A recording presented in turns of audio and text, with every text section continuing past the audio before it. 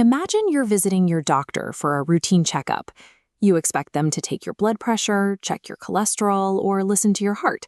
Instead, they hand you a simple device and ask you to squeeze it as hard as you can. That tiny test takes less than 5 seconds to complete, yet study after study shows that people with stronger grip strength tend to live longer. This is a dynamometer. It measures exactly how much force your hands can generate, and it reveals something highly unexpected about human aging. Most of us hear the word muscle and immediately picture elite athletes or bodybuilders posing on a beach.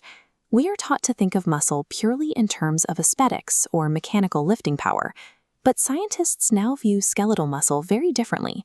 They recognize it as one of the largest and most powerful longevity organs in the human body. Your grip strength does not predict your lifespan because your hands have some magical property. It acts as a window into a complex, hidden communication network operating entirely behind the scenes. For decades, biology textbooks treated muscles like biological levers and pulleys. They were seen as obedient, silent tissue that only moved when the brain gave an order. Researchers discovered that muscles actually function as an active dialogue. When they contract, they transmit their own chemical signals back through the body. When you move, your muscles release molecules called myokines. Think of them as tiny biological text messages. These signals do not stay in the tissue. They flood out of the muscle and travel directly into your bloodstream. They circulate until they reach your liver, your immune system, and your heart, delivering chemical instructions on how those systems should adapt and perform. Going for a walk or lifting a weight burns calories, but its primary function is internal communication. Every workout is a massive data transfer that actively coordinates your overall health.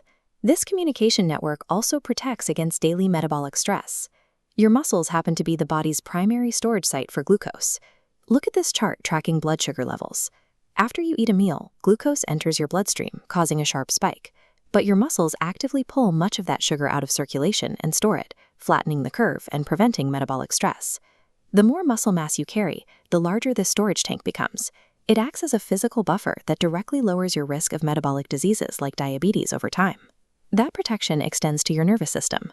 When your muscles contract, those myokine text messages travel up to your brain and prompt it to release specific growth factors. These growth factors actively support learning and memory. They help your brain forge new neural connections and maintain the pathways you already have. By consistently challenging your body, you build a physical armor. You ensure that your metabolic stability and your cognitive health remain protected as you age. But this system requires maintenance. Beginning around our 30s, we slowly start losing muscle mass, unless we actively work to keep it. This silent, age-related decay is called sarcopenia. It happens so quietly that most people never notice it. 1 year passes, then another, slowly eroding the tissue over decades. Eventually, the physical consequences surface. People find themselves struggling to climb a flight of stairs, carry heavy groceries, or recover their strength after a brief illness. Sarcopenia represents a systemic failure that reaches far beyond simple muscle weakness. It is the gradual unplugging of the body's internal messaging system. The real threat of aging isn't the simple passage of time. It is the frailty and loss of independence that follows when we allow this vital organ to waste away. Which brings us back to the doctor's office and that simple squeeze of the dynamometer.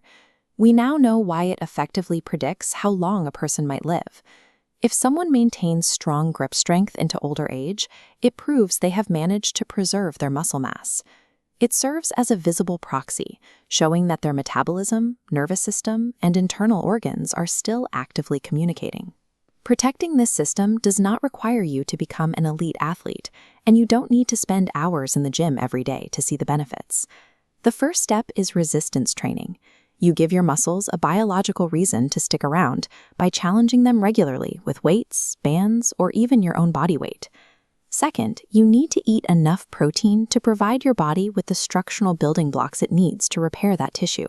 And third, you simply need to stay active with daily movement outside of your structured workouts. When people look for longevity solutions, they often turn to expensive biohacking devices, exotic superfoods, and heavily marketed supplements. but the most effective tool has been with you your entire life. Every time you choose to do a push-up or lift a weight, you are actively investing in the independence, resilience, and capability of your future self.